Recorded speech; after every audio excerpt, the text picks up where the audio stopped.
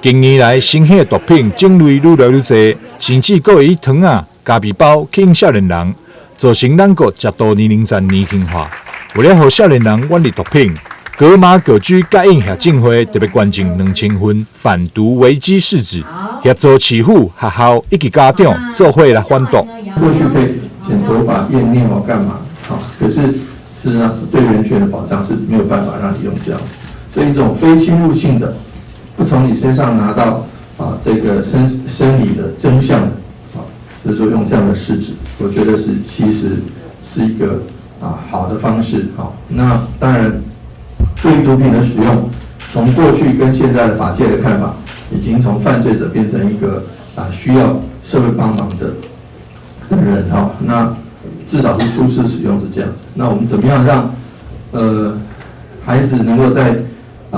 或者说毒品使用的人能够在第一时间就能够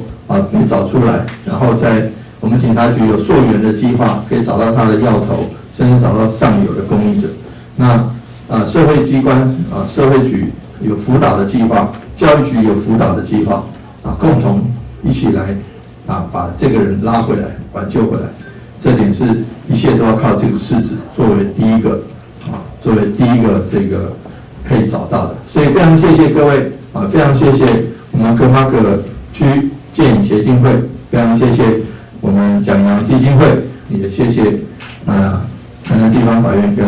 台南地检署。财团法人台南市格马葛区戒瘾协进会捐赠的反毒危机试纸，让民众以及师长伫厝内以及校园，就会当初检毒品。不但方法真简单，过程嘛真快速安全。希望会当早期协助可能受到毒品影响的家庭以及校园，了解囡仔敢有接触到毒品，尽力寻求专业医疗，也则是由台南市政府毒品危害防治中心提供戒瘾咨询服务。